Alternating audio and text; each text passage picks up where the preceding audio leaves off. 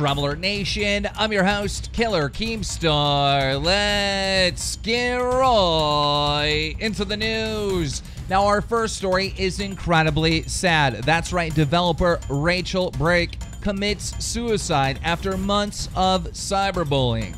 On April 23rd, the prominent game developer Rachel Brake committed suicide following months of cyberbullying, telling her to jump off a bridge. Brake suffered constant abuse for being a transgender from the gaming communities she was a part of. Before her death, she made huge contributions to GameCube and Wii emulator community, doing work for Dolphin to improve the system all around. Incredibly sad stuff. Now, Bashurverse responded to this news by saying this on Twitter: "It's horrible. I'm holding back a huge rant. I can't believe this has happened. I have a lot to say about transgender. That's it. I'm getting back on my feet. The death of Rachel Brake, honestly, is something that hit home with me in a lot of ways. I have to help. You haven't a clue how hard it is for transgender people to embrace what they are publicly, even to their loved ones. The fear is real." Now, this made a lot of people speculate, can he relate because he's dealt with a lot of online bullying, or is Basher a transgender?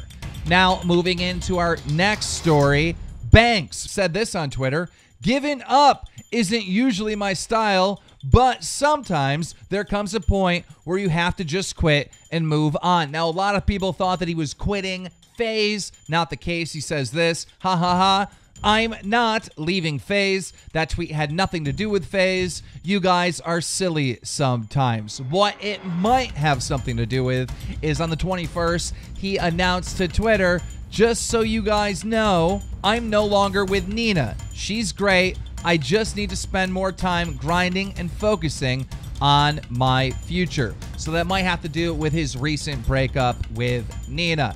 Now, into our next story. Only Use Me Blade is going through a hard time. He put this on Twitter: "I need a different revenue source besides donations on Twitch.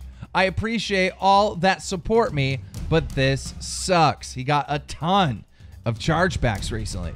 T. Martin extremely fucked up. T. Martin tweeted out his own telephone number, letting the world know that this was the time when he slid into his current girlfriend's DMs. The mistake got deleted right away, but so many people screen capped it. I'm sure T. Martin had to change his number. By the way, DM me your new number, T. Now, also in the news, there's been a lot of talk about the Nadeshot retirement thing. Will Nadeshot be coming back and competing? Well, there's a little hope for OpTic Nadeshot fans. Nadeshot put this out on Twitter on the 27th. "Still can't get over how much fun I had competing today. Played because I wanted to win, not because I was supposed to. Refreshing." It seems like the break is really paying off. Well, that's when JCap responded with, "UMG Cali pickup squad." Nadeshot responded by saying, "Dude, I'm down 100%. JCap responded by saying, "Convince the ponytail freak Clayster and let's find one. I just love events." I don't know if Clayster still has the ponytail. Pretty sure he chopped that off. Nadeshot responded to Clayster saying, "I can't tell this fool not to run the bail. I look silly. Young man is trying to run the bail." Clayster responded by saying, "If Nade's running the bail, I'm running the MK." So we reached out to the three. We wanted to know if this is really happening. Is Nadeshot going to compete over at UMG Cali?